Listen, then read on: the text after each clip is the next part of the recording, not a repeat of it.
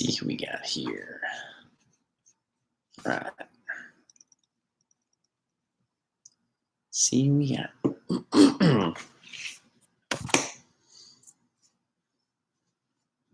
What's up? What's up?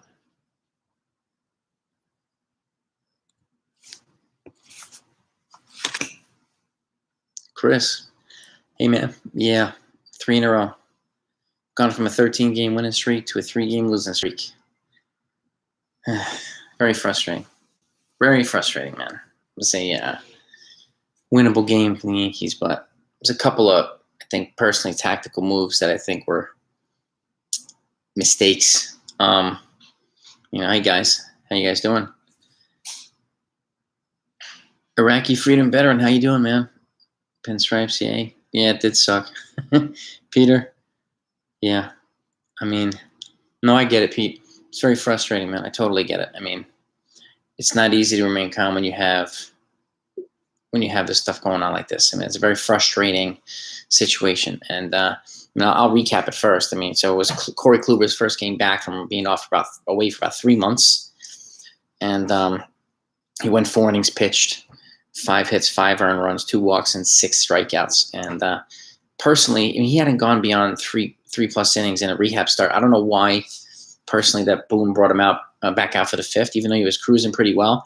Got in the jam in the 4th. I would not have brought him back out. I would have brought in Heaney in the 5th before he got into trouble, and and then just gone from there. It's just I would have given Heaney a couple of at bats before getting to Ohtani. I mean, Ohtani led off and hit one right off of Heaney, and Ohtani hit it right off Heaney. So that was a tough one, man. And I would not have kept Kluber. I would not have brought him out in the 5th at all. So that was unfortunate. Mayers, the Angels bullpen this game. And they went 2 innings pitched for their starter, 3 hits, 2 earned runs, no walks, and a strikeout, and then just loaded up the bullpen until they had Raciel Iglesias to close it out at the end. So they had a better plan. If I were Boone, I would have yanked him after 4 innings and brought in Heaney right then. But he didn't do that. But in the first inning, Rizzo had an RBI double and made it 1-0. Stanton had an RBI grounding into a double play, made it 2-0, and then the Angels got on the board in the 4th with Joe Adell, RBI single, make it 2-1. Jack Mayfield hit a grand slam off Kluber. That was the bad moment right there, the really bad moment, and they were up 5-2 at that point. And then 5th inning, Yankees started fighting back. DJ an RBI single to make it 5-3. Judge RBI infield single to make it 5-4. And then Stanton hit that rocket RBI single to make it 5-5 at that point. Stanton's hot right now. He's clutch. He is clutch. And then Ohtani came back in the bottom of the 5th off of Andrew Heaney, hit that solo home run, make it 6-5. Juan Lagares RBI triple in the 6th to make it 7-5. And then Mr. Clutch again, Giancarlo Stanton, 2-run home run in the 7th. Nuke, 457 feet to make it 7-7. And then unfortunately, they got to Clay Holmes. I mean, before Holmes, we had Wandy Peralta threw an inning, gave a hit and 2 strikeouts, and then came into the 8th, but then he removed him for Clay Holmes. Clay Holmes gave up the run. That was Lagares RBI single to make it 8-7. That was what the score remained. Brought in Raciel Iglesias, and he struck out DJ. He got Rizzo to ground out, and he struck out Judge. And that's how the game ended 8-7. That was a very frustrating loss. And going from a 13-game winning streak to a 3-game losing streak is very frustrating. Tampa Bay won again today. They beat Boston. I think it was 6-1. So they lost another game there. Even though they didn't lose any ground in the wild card, it's still it's becoming more obvious that they're not going to, to me at least, that they're not going to catch Tampa in the division. Going into the last series of the season, they need to be within 1 game of Tampa to have a shot at winning the division, in my view. But I don't know. You guys let me know what you think. Heaney face, I think anybody facing Ohtani right now is kind of in trouble. I mean, he's 41 home runs. I mean, he's it's 42 actually. He's on fire, man. I think he's the hands-down MVP in the American League. And other guys are just not, having good at-bats. Like Gio's not there yet, and Rizzo's starting to come around. Sanchez is not there yet. So we're leaving a lot of guys on base. We're just leaving a lot of wasted at-bats out there, unfortunately. And, again, these are winnable games for the Yankees, but unfortunately they're not winning them right now. And it's, yeah, I mean, it's, we want to be optimistic. I get it. But at the same time, I want to be realistic too. Do I think they can make the playoffs? Yes. Do I think they'll win the division? No. That's just being straight up to you guys. But, yeah, I mean, Fritz, no dispute there. I mean, the pitching, pitching's a little suspect. And again, Kluber looked good, but I would have pulled him after 4. So he just doesn't have the stamina yet. He's not ready yet to go longer. So unfortunately, and it's just his best part was when he had that no-hitter, I think. And then I don't see him actually being part of the postseason roster. Actually, to be honest with you, I don't think Heaney is going to be on the postseason roster either. And Gio does need a few days off. It's funny because people pound Torres, they pound Stanton, or guys like that when they're off, and even Voit. But Gio gets he gets let off the hook a lot, and he should not be let off the hook a lot. He should be criticized as well, because he needs to be more consistent too. I know he's just coming back, but he needs to be more consistent. And it's games like this that that partly make him look like the first half Yankees, even though we have guys hitting the ball like Stanton and some other guys. But again, like Stanton was hot, Judge was not. Sometimes Judge is hot, Stanton's not. It's kind of that cyclical thing I've been talking about, hot and cold, hot and cold. And they haven't been able to put it together as a group collectively yet this season or even last season. And it's frustrating. I would move Gallo down to at the very least 6th. I would just to take some pressure off of him and move other guys up. Even Velasquez Velasquez is hitting better than Gallo. So you gotta do what you gotta do, right? That's what I would do. My guess is, I don't think Heaney will make the postseason roster, Miguel. I think, Hill might make it. It might be Hill and Abreu. They might do 2 arms, or it might be Hill or Abreu and maybe a Greg Allen. It could be an offense and a pitcher. I'm not sure. They could use all 3, to be honest, but unfortunately, they only have 2 spots available for that roster expansion. Hill would be nice. But my guess is that they're saving him, for some bullets for the postseason. That's my guess. Do have a bit of news. So the Yankees, that trade that they made a couple of months ago, right around the deadline, actually, when they traded Luis Sessa and Justin Wilson to the Reds for a player we name later. Now we know who the player is. It's Jason Parker from the Reds. He's a 23-year-old promising right-handed pitching prospect, a starting pitcher. So they got a young potential controllable starter. He's at high A right now, and he's kind of working his way up through the system. So looks like he has a live arm and some potential. So if they can develop him and maybe have something there, that might be good. It might be a good thing. So the more starting pitching, the better, especially with the Yankees. They always have problems with starting pitching. Always injuries, man. It's ridiculous. Oh, yeah, man. Dude, Iraq, yeah. Odor is best in the top half of the lineup. No doubt about it. He's just better driving those guys in. He's one of the more clutch hitters on the team. Even though his defense can be suspect at times at third base, that's okay. And his clutch hitting has been he saved the Yankees quite a bit this year, saved their butts in some games and brought them back in some games. So I got to give him credit for that. I really do. And, I think it's important to recognize that. And, and again, yeah, like Deborah. Yeah, exactly. Small ball, right? I say it all the time. Greg Allen, why are they only putting Tyler Wade in the 8th and the 9th inning? Give him more opportunities to start. Really. He plays small ball more than most of the guys on the team. Greg Allen will be another guy. I mentioned Brian Reynolds the other day. And, he's a guy in Pittsburgh who would be essentially a prototypical leadoff hitter. But he clicks so many boxes for the Yankees that I hope that Cashman goes hard for him in a trade this offseason. I really do. And he plays multiple positions. So he'll give the team a lot of flexibility. And he's young. He's a dynamic player. He's under a controllable contract. So I hope Cashman pursues him. Who knows if he'll get him, but it's going to cost a boatload. But he would be a huge get for them, a really huge get. He would make a lot of guys around him better. And then the Yankees need more guys like that to make other guys better. So, yeah, tomorrow's definitely a must-win, Miguel. No doubt about it, man. Fritz, 100%, man. 100%. And this is the thing, I did a video, I released it this morning. If you haven't seen it, is my way too early 2021-22 Yankees offseason predictions, what I think they're likely going to do with their impending free agents, the guys who might be leaving, and who they might be investigating to bring it in. So if you haven't seen it, take a look in the description. It's down there. You let me know what you think. And I will be doing, once the season's over and they start getting into the winter meetings and stuff like that, I'll be doing my final free agent predictions, and I'll be doing my Yankees predictions. But I think this is kind of what the way that the team is headed and where their deficiencies are and strengths, and what I think would probably be the most realistic plan for them. And they are under the threshold. They're going to reset. That was their goal this year. So they will have a lower penalty, back down to 20% from 50. But that said, I don't see them, spending 50, 60, boatloads of money going after the Dodgers. I just don't. I don't see it. But crazy things have happened. I could be wrong. Man. Tyon tomorrow. Yeah, I mean, I hope he has a better game than he did last time. He had, he got knocked around a little bit last time, but before that, he had like 10 straight good starts. So he was due to get hit a little bit. So, but I hope he brings the team back for a win tomorrow. I really do. I like him.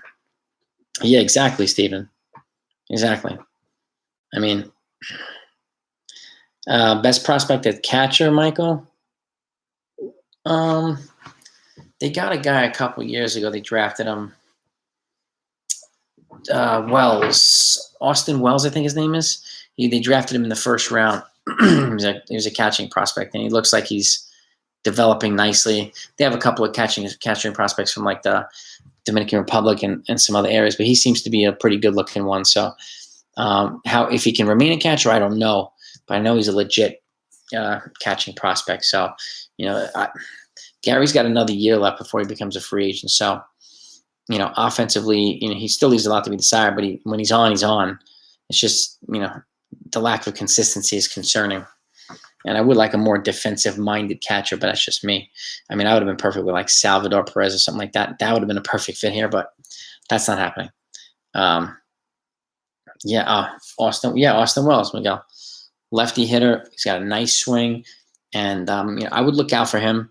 He's a guy to look out for. I would obviously be looking out for Anthony Volpe, Oswald Peraza, like guys like that. Hopefully Trey Ambergy comes back healthy, and some of these other guys. So, that to me, I think is the top Yankees catching prospect that we know of. He was drafted it was either the first round last year or the year before, but he is a first round pick.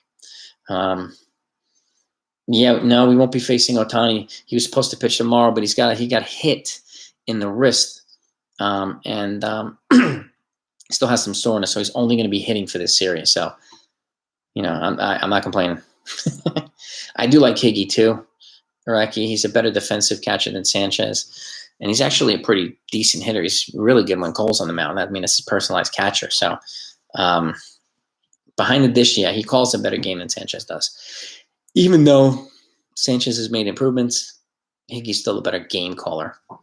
I mean, Fritz, I think they've become overly reliant on a certain type of analytics, and it's been at the expense of experience and instincts and all these other things. And analytics doesn't solve everything, man. It really doesn't. So I think a combination of two, okay, I could see it, but it's been a little overwhelming here with the Yankees with the analytics stuff, and I think it's been to the detriment of a lot of players and the development of some players too. That's what I mean. I don't know how you have guys in the minor leagues at 27, 28 years old who are crushing the ball. They're still not getting a call up here. What is going on? What is going on? But Gardner's the guy. Well, I would be putting in late innings and not starting. Exactly. I would start Wade. If you want to bring in Gardner late innings as a defensive replacement, that's when you do that. So I think they're trying to have him go out gracefully this year and kind of walk off into the sunset, but we'll see. We'll see, man. They'll have a Brett Gardner day and thank him, and rightfully so. I mean, he's 15 years with the Yankees. He's been a great Yankee, but it's time. It is time.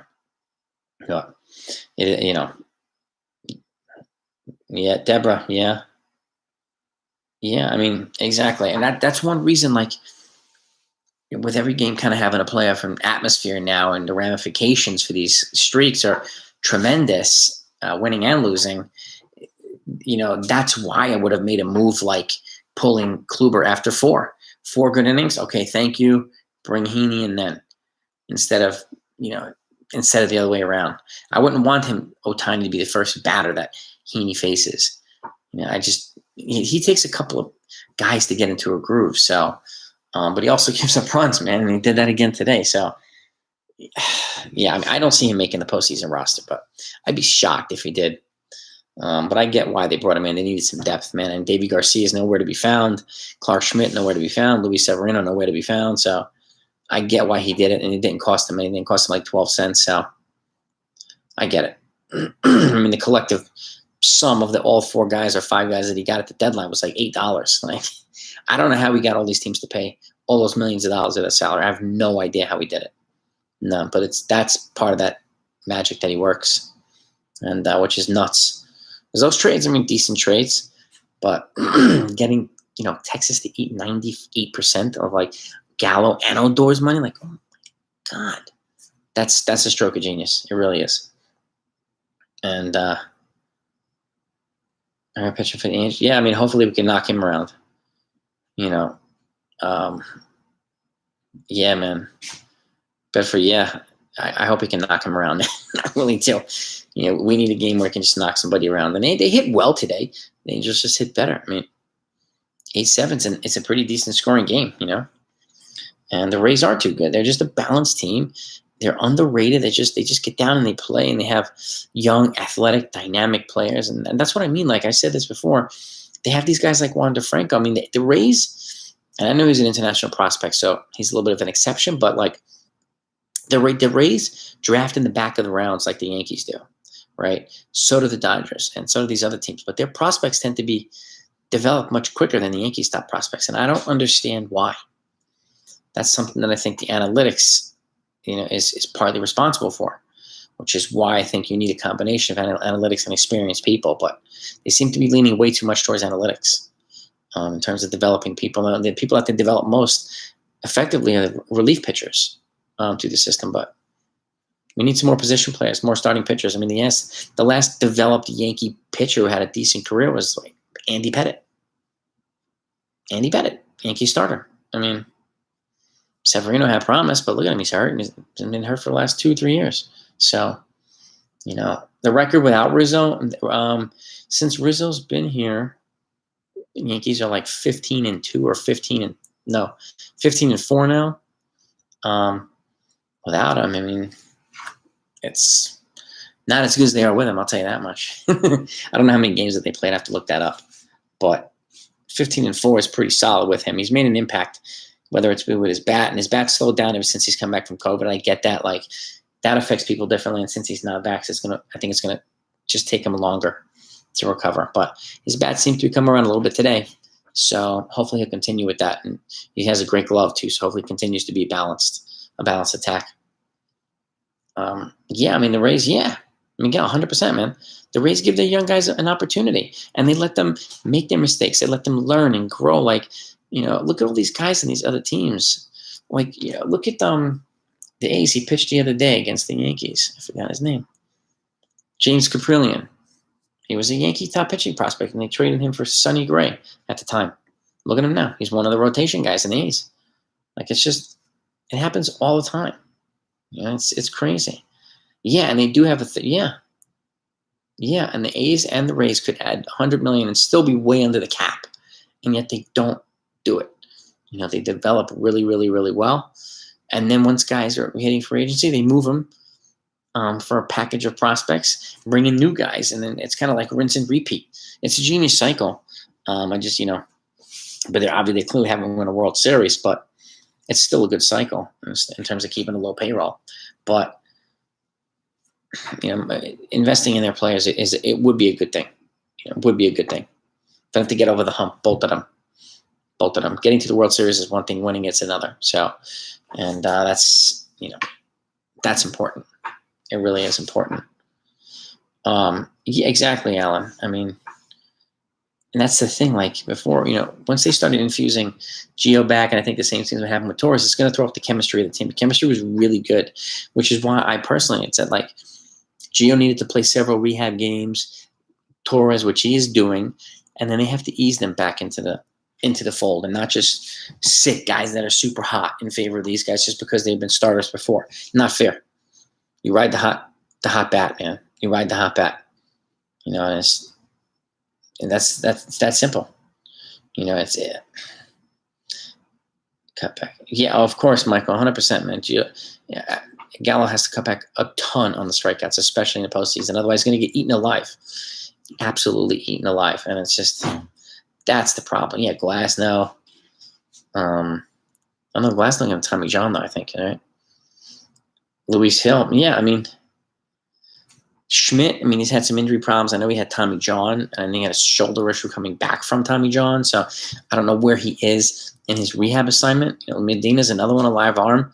Luis Hill, live arm. Albert Abreu, live arm. They have arms, and they just need to give these guys a chance to learn. And I get the markets differently here. This is not Milwaukee or whatever, Cincinnati, Dallas, or Texas, or whatever. This is New York. So I get the sense of urgency constantly, the demand from the press and from fans. I get that.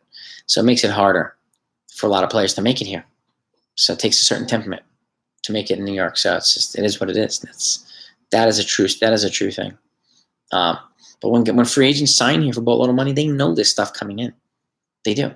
So, you know, that comes with the territory, and they got to understand that. If you're sent here in a trade, you know, it's something that I think you get a little bit of more of a grace period, because in a lot of cases, you know, wasn't your say. A lot of people get traded without their say. So that's part of it as well. Miami, because I can't.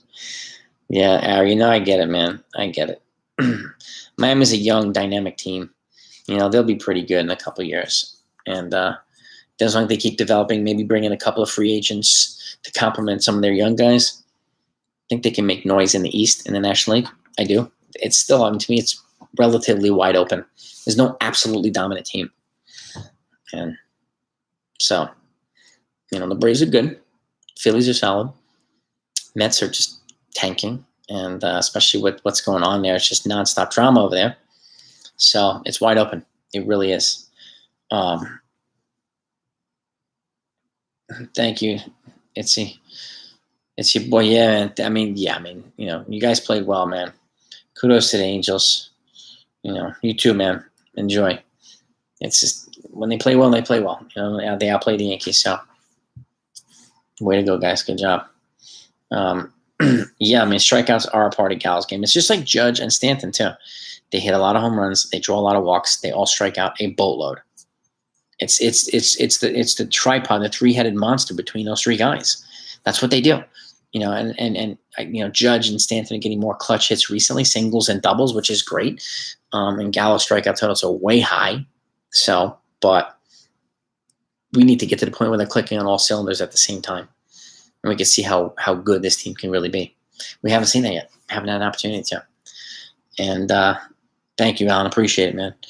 And that's where we, you know, they need to improve a lot of areas, but in particular now, that's what they got to improve.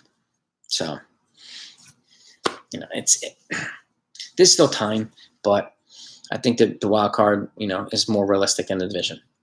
And then if they're gonna go to the World Series, they're probably gonna have to go through Tampa anyway. So, or Houston, my guess for those two teams. But either way, I'd rather play them in the championship round than get beaten by them in the wild card game. So that's just me. But I'm hoping that the Yankees we'll make it in advance. But the consistency will probably keep them out of the World Series, unfortunately. So it is what it is. Alan, I appreciate it, man. And excuse me, allergies. Yeah, it is possible. I mean, yeah.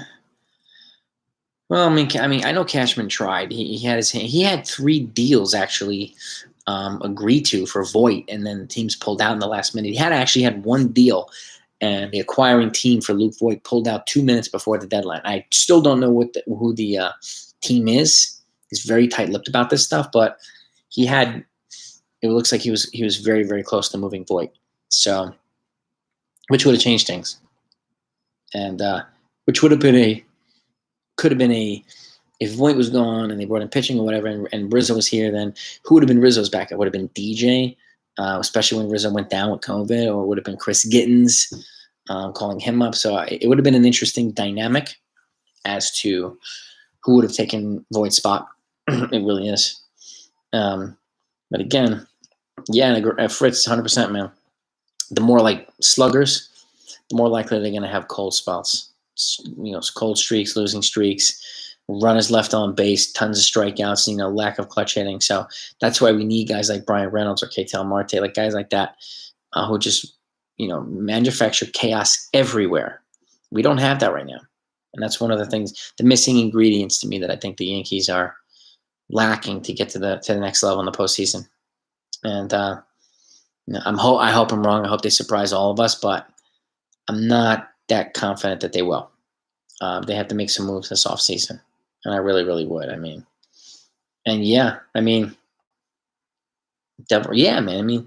The Rays got rid of Snell. Like, they lost Glasnow. Now they moved Charlie Morton. And they're just still world colors. And that's what I mean. Like, this guy, Juan DeFranco, and they have like these really, really top good-looking prospects, and they call them up. They get opportunities. They ease them in, and they're playing well. And they make smart acquisitions, like bringing in Nelson Cruz. And they made a couple of bullpen acquisitions this offseason. Like, little by little, they make these unheralded moves, and they work wonders for them. They're one of the better teams at making trades, particularly at the deadline. So I gotta give it to Tampa for that. Would I go after Starling Marte? No, I would not. I would not. They don't need him. I would use the resources elsewhere. They have enough Yankee outfield depth, even behind Gallo and Stanton and Judge. You still have Esteban Florio. You got Greg Allen. You have other guys as well that are coming up through the pipeline. Tim LaCastro was coming back from ACL, and you have Trey Amber. A lot of good-looking prospects. I don't think it would be wise to spend a bunch of money on like a 33-year-old Starling Marte. I just don't. But for some reason, there's a fixation with him, and I get it. He's a good player, but like, the Yankees still need him. And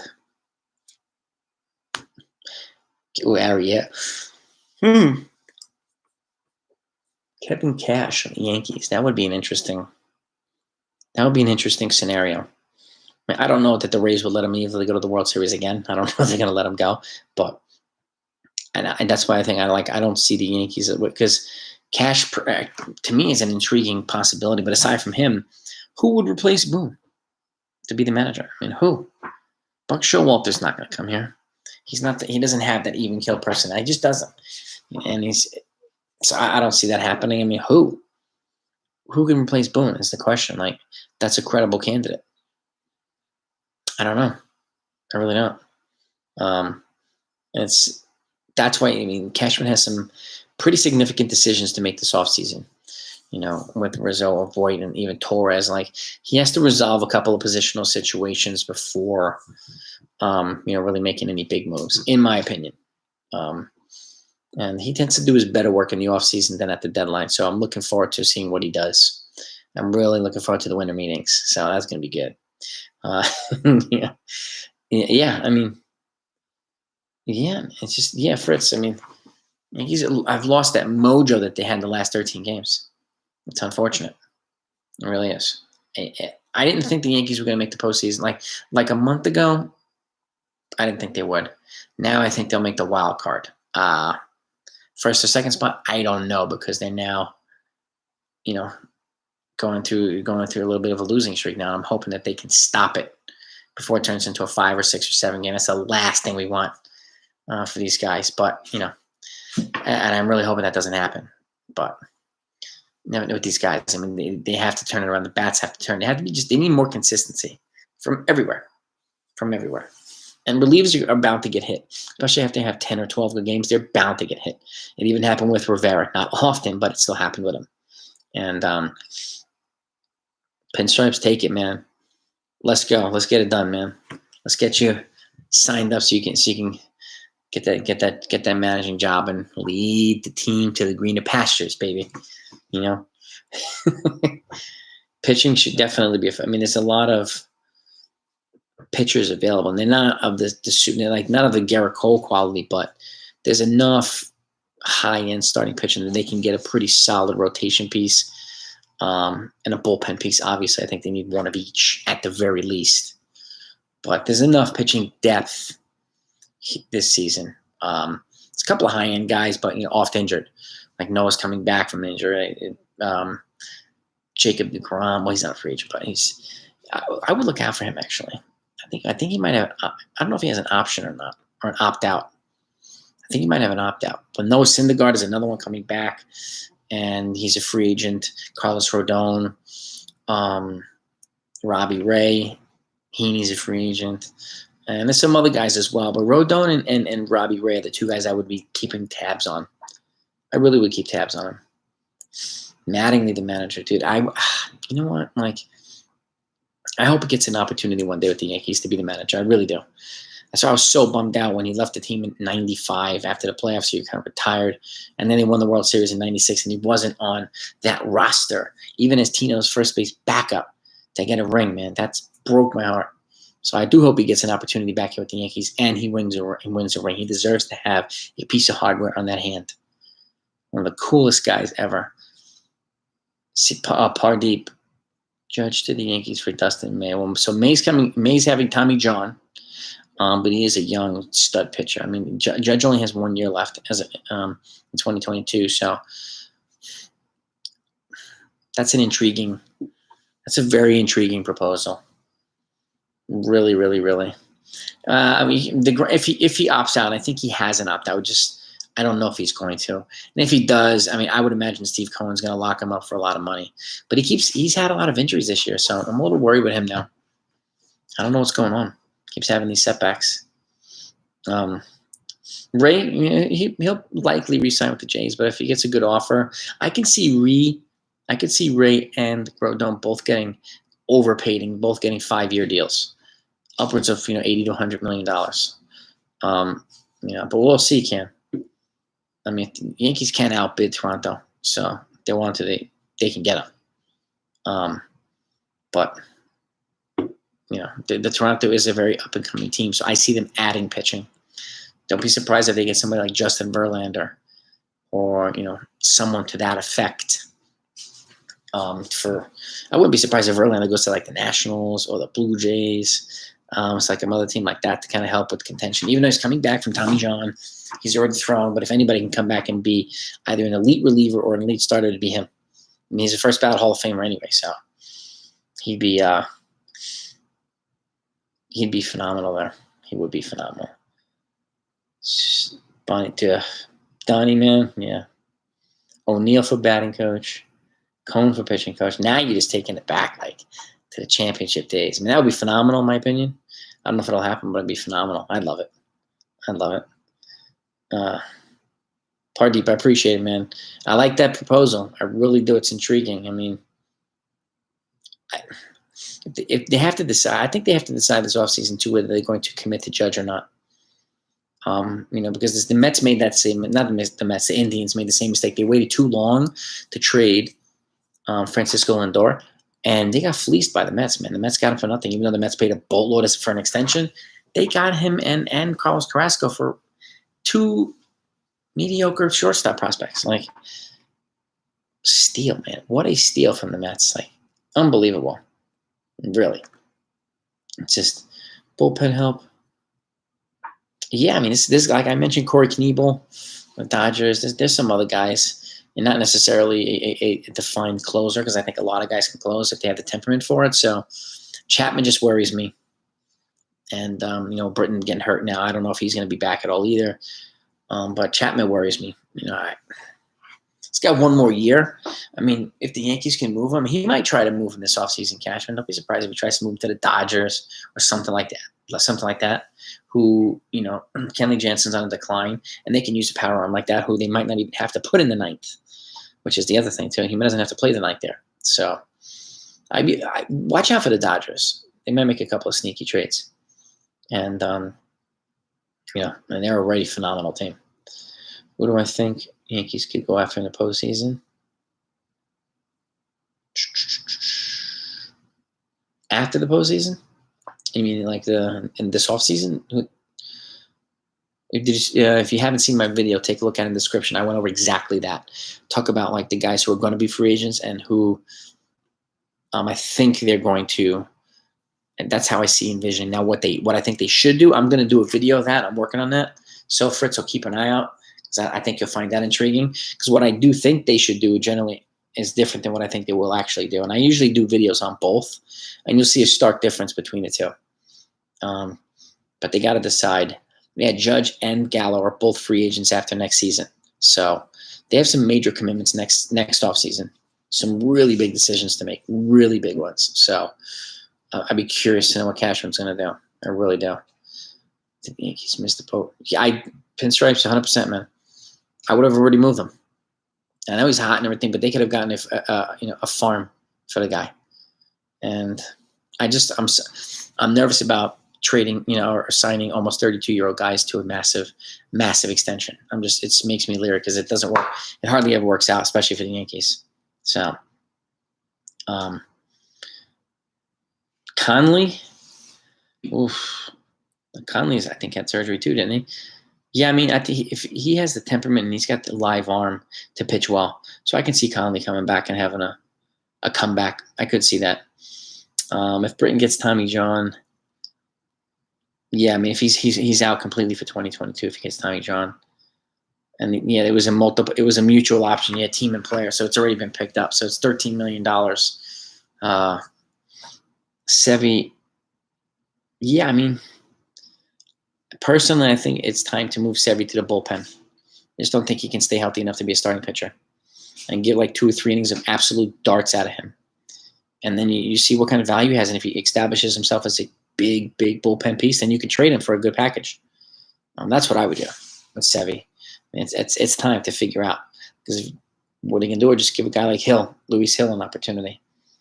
Or Medina, just like Miguel just said. Perfect. Yeah, exactly. 100%. That's what I would do. But it's going to be interesting. It's going to be really, really interesting to see. But anyway, guys, that's the recap. Be on the lookout for my next video. I think you'll find it interesting. It has to do with the Yankees versus Mets dichotomy and how they differ, especially after what the Mets players just did. I don't know if you heard, but if you haven't watched that video, you'll find out. I'll give you some intel. So enjoy your night, guys. Thank you as always, and I'll talk to you guys tomorrow.